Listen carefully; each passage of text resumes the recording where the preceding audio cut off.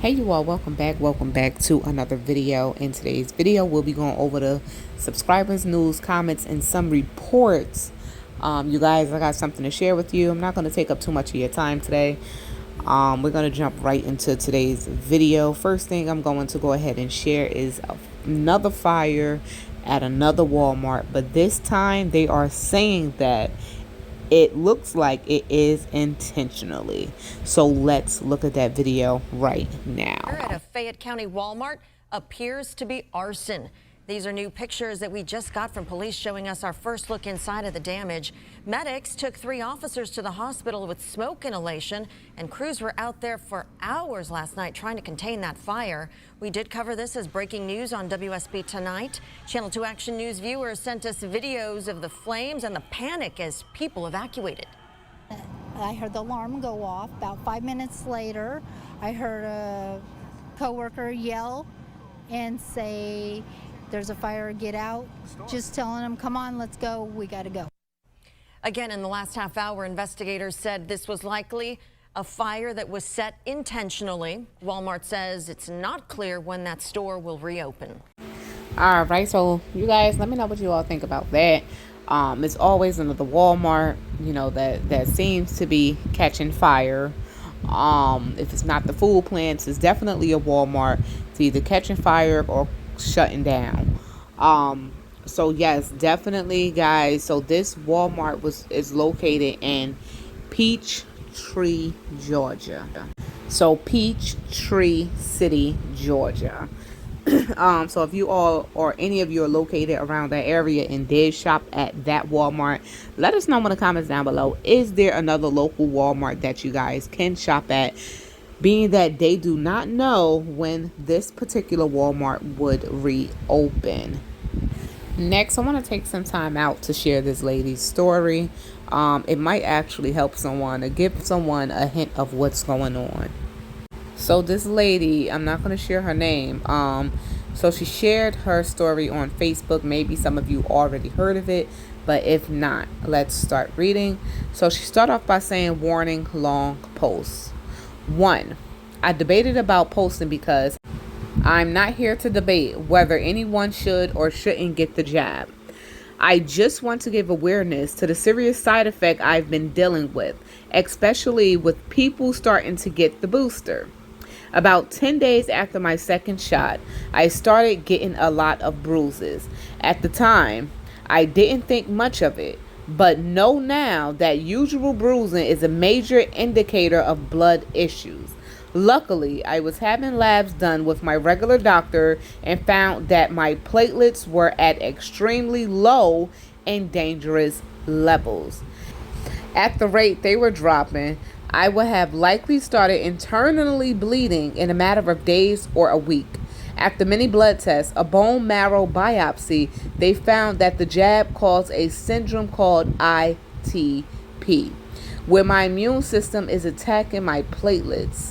It has been a very long 6 weeks trying to get them back to normal levels and to stay there with rounds of extremely high dose steroids in which my body is not handling well. And the reactions have sent me to the hospital. As of this week, my platelets are at their lowest level, and if this next round of steroids doesn't work, it is likely I will have to have my spleen taken out. There have been several cases of this here in our small town, and the CDC now has protocol for this syndrome on their website, so I believe it's happening much more than it's being reported. I just want my friends and family to be aware this can happen and to pay attention to your body. If you have bruises or fatigue or headaches, as I chalk my symptoms up to sinus headaches and having a toddler, listen to what your body is telling you if something doesn't seem right. So let us know in the comments down below. Let's talk about it. If you've been having crazy symptoms after getting a jab, fortunately, but unfortunately, I do know of someone personally who actually received the jab. They went back for their first booster, and that was pretty much it. After their first jab, she also started getting bruises. And now looking at this story, I'm like, well, maybe this is what it is. But then she had other reactions as well, like her eye kept swelling up and her eyes kept getting red. I don't know. It's just crazy. A person who never had these kind of reactions before the jab. Yeah. You guys take heed when it comes down to that. Of course, do what you feel as if is best for yourself. Let's go ahead and continue. Of course, you can only trust your own instinct, guys. Only your own. But let's go ahead and get on to the next thing before we get lost. All right, you all. So next, this will explain the upcoming price increases on beef. Yes, you guys, the upcoming price increases on beef. Possibly, you won't possibly find it on the shelves. It's a possibility of that as well. And if you do, like I said, the prices are going to be ridiculous, and your selection will most likely not be too wide. Let's look at this next story. The Caney Creek Ranch is about halfway between Houston and Dallas, and owner Wesley Radcliffe and his herd are weathering a hot, dry summer. Texas, the nation's top beef-producing state, is in the grips of a drought that's forcing ranchers such as Radcliffe to pick between raising cows or slaughtering them. Radcliffe has already begun to cull, selling 50 animals from his 500-head herd earlier this year. When the drought first hit, we booked and shipped 50 mama cows. They were older mama cows, and they might have gone and had another baby for us. But rather than wait on them to have another baby, we went on and shipped them to the meat factory. And I call it a meat factory to make it sound good. Since mid-July, more than 93% of Texas was in drought, ranging from moderate to exceptional drought, according to the United States Drought Monitor. Exceptional drought, or D4, the highest level, is classified by widespread loss of pastures and crops, as well as water shortages in reservoirs, streams, and wells, creating emergencies. As of the middle of August, more than a quarter of Texas was in exceptional drought. And you see that playing out here at the East Texas Livestock Auction in Crockett. The grass is gone. The cows are beginning to lose weight. The cows are weak because there's no protein. So we're getting rid of a lot of cows. Paul Craycraft is a co-owner of this auction. He said in normal times, most of the cows bought here are put to pasture, with just a minority going to the slaughterhouse. But the drought changed that. Normally you'll see maybe 40% of the cows in a sale will be slaughtered, or maybe 30%. As it is, 75% for the last 2 months are going to slaughter. They're not going back home because home has no grass. More cows sold to slaughter means fewer mature cows birthing calves. Texas accounts for as much as 14% of the U.S. cattle herd, and one way or another, consumers are going to feel the effects of the drought at the butcher shop and the grocery store. David Anderson is an agricultural economist at Texas A&M University. The pressure will be on for higher prices, higher cattle prices, higher beef prices over the next several years as the effects of this are felt. And so, from a consumer standpoint, we're going to face tighter supplies of beef, and tighter supplies of beef with nothing else going on means higher prices. Despite the hardship, Wesley Radcliffe keeps in mind this isn't his first drought. We had a drought in 2011, and people dropped out of the industry. I sold a few cows in 2011, but I didn't sell a lot of them, and I was so glad I didn't, because when the market picked back up, I was able to sell cows that I wouldn't have been able to sell for the price that I was getting for them. He says he'll again try and buckle down and pray for rain. All right, fam. So that basically explains everything that you are about to see. They're saying that this winter would be the worst winter of all. Maybe with the controlled weather, the prices, food shortages, and everything that we've been seeing thus far. Maybe times 2, but we'll be waiting around and seeing, right? I'll still be here reporting it to what's going on in my area with you guys. I'm always happy to share.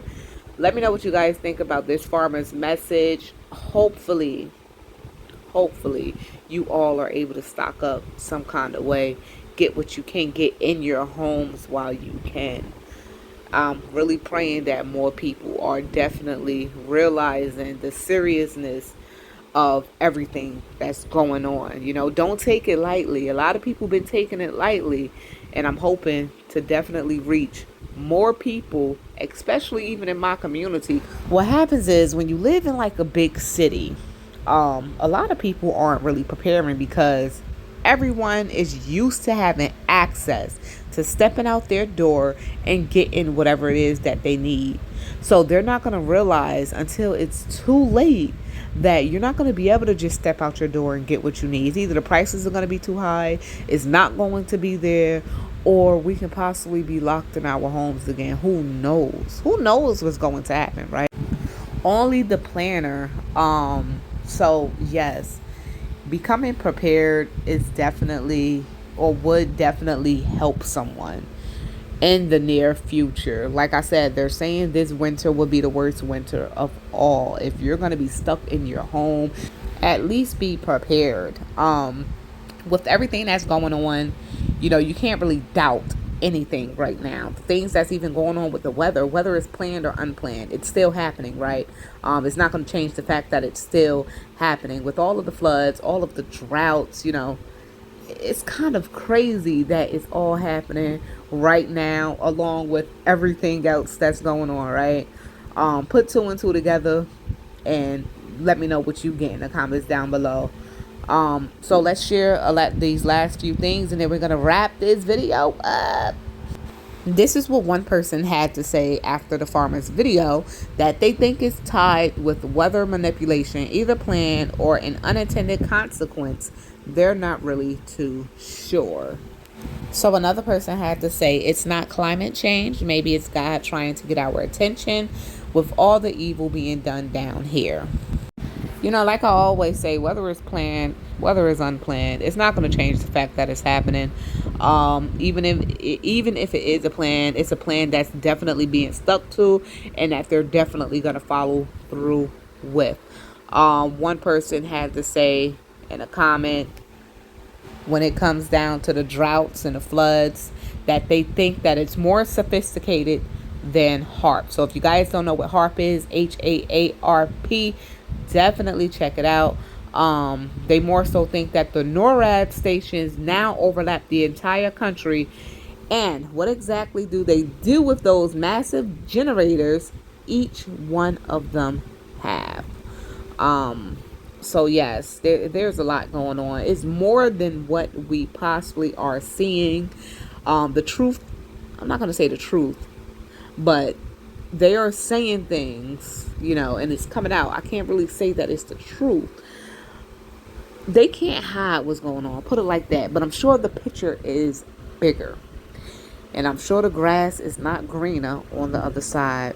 What are they trying to accomplish? I'm not really too sure, but definitely leave your thoughts in the comments down below. That's the end of this video today. We'll be back midweek with some more comments that I didn't get a chance to share with you guys today. So hopefully you'll be back to see that video.